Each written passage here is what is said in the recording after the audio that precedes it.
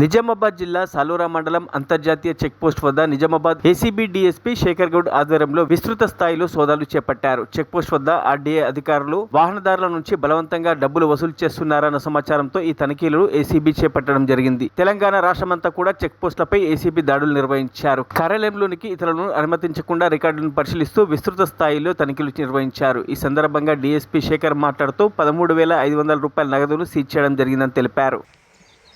Check post ACB ఉన్నతాధికారులైనటువంటి DG గారు ఆదేశాలు ఇవ్వడంతో ఇక్కడ సర్ప్రైజ్ చెక్ చేయడం జరిగింది.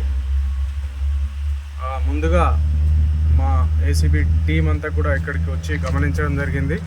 ఇక్కడ కొన్ని వెహికల్స్ వాళ్ళు వచ్చేసి పర్మిట్ తీసుకోవడము, తర్వాత కొంతమంది ఇక్కడ ఈ టేబుల్ పైన కొంతమంది కొన్ని డబ్బులు అక్కడ పెట్టేసి వెళ్ళిపోవడం అది గమనించడం జరిగింది. ఇక్కడ దాంతో మేము సర్ప్రైజ్గా చెక్ చేయడంతో లోపల ఇద్దరు, ఒక హెడ్ కానిస్టేబుల్ ఉన్నారు, ఒక కంప్యూటర్ ఆపరేటర్ ఉన్నారు.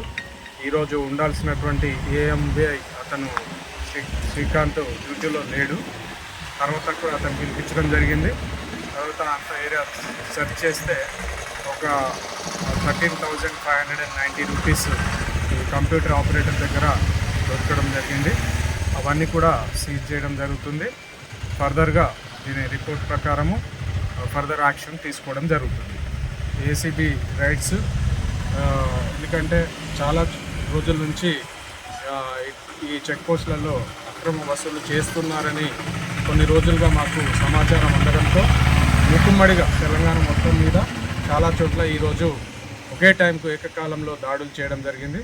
తద్వారా ఈ అమౌంట్ సీజ్ చేసి ఫర్దర్ యాక్షన్ తీసుకోవడం జరుగుతుంది. లేదు, ఫర్దర్ యాక్షన్ తర్వాత.